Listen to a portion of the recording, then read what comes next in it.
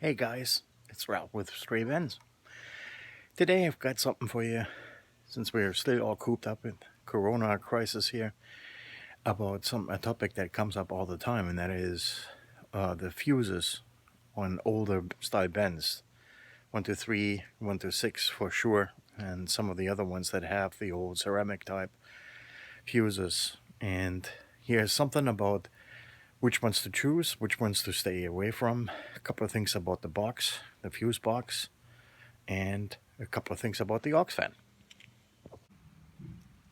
Alright, so here in this box is really pretty much all the information that you usually need. It's actually right in there.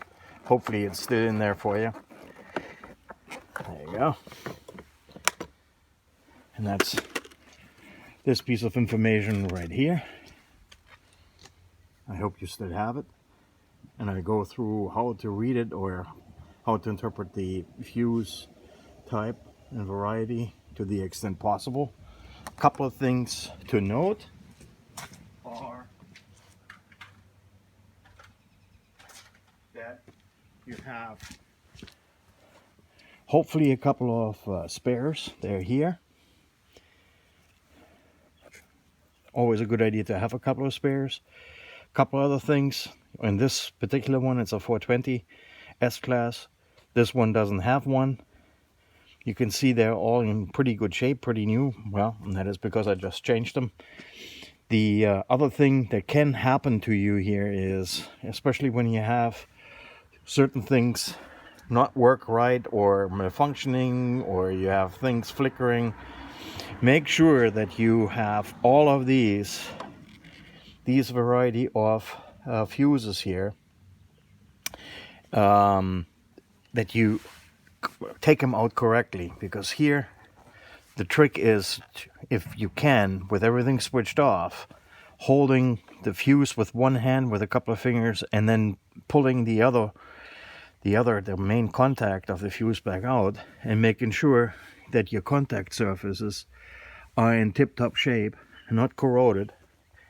And I get to why the fuse that I'm holding here is not necessarily the best one, but I'll get to that in a moment. Also, sometimes these fuses develop teeny tiny cracks, or they blew and they are no longer good. That is when you're going to find out the hard way that the fuse was really the problem. And before you start delving into any issues with any other devices, look at your fuse box first. The other fuse, very often misunderstood, is this main one down here, which is considered one of the ones that can be trouble because it's just a strip. And that strip, as you can see here, is somewhat, has a little bit of surface corrosion, but otherwise in good shape. That one can really be pretty troublesome. The other one that is very frequent source of all kinds of issues is this one here. That's the 30 amp fuse for the main auxiliary fan. Number one, that is the one. And the reason why this can be trouble is because there is the resistor for the fan that is sitting straight down there, where of course the majority of the leaves and some other stuff is going to accumulate. It gets very hot, and consequently this fuse gets also very hot. So don't choose any plastic fuses for that one. Most of these issues are typically related to corrosion, because here these ones have aluminum contacts. They're not the best. Choose copper or brass if you can. And now a couple of things with regards to the ratings.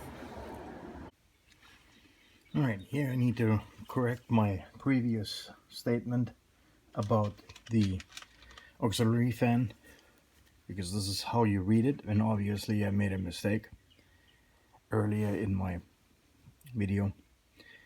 The auxiliary fan, fuse number 1 with the round symbol, has a 16 amp, not a 30 amp. The 30 amp is the strip fuse that I was talking about. Anyhow, but this is really how you read any of those Benz, the fuse diagrams. You go by fuse number, the symbol, And the symbol is listed here with the square one with a little 8 amp fuse that is white in color. The 16 amp, the red one, right here with the round symbol, and the black dot here, the 25 ampere blue one. And then you can go down the list of which ones of these accessories, auxiliary drives, whatever the case might be, is actually listed here and what fuse does it have. And unless you're interested in starting a fire with your in your car, do not just interchange these fuses. You need to go with the right rating. If you were to put a 16 or heaven forbid a 25 amp fuse into an 8 ampere socket, you will most likely see where your wires are because they go up in smoke, or worse yet, they'll start a fire. Another thing that I was talking about are the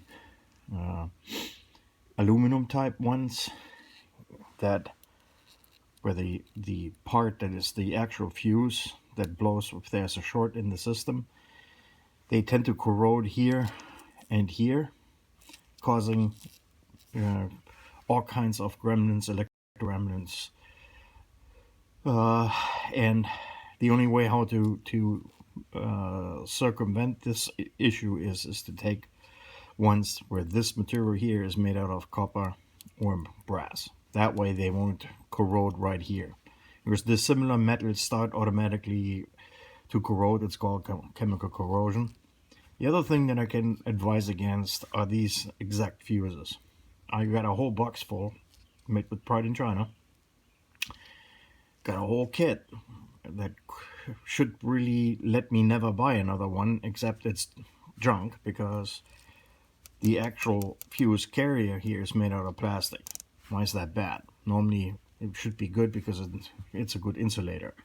Problem is, especially with the auxiliary fan and some of the high amp low type fuses, they do get awfully hot and then they melt, and then they eventually no longer make contact, and they may look okay from the outside, but because they no longer are clamped between the fuse holder contacts, they will automatically no longer work.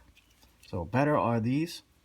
They have the copper contacts where the body is made out of ceramic. That is the ones to choose. Alright, that's that much on fuses. Good luck, happy wrenching, and I'm hoping you like some of my videos. Please give me a thumbs up, subscribe, and share. Currently, I'm not sponsoring anything. If I see good links, I'll go ahead and pass them on. Share good links with me in the comment section. Share not only comments but also topic wishes if you have them. And until then, bye.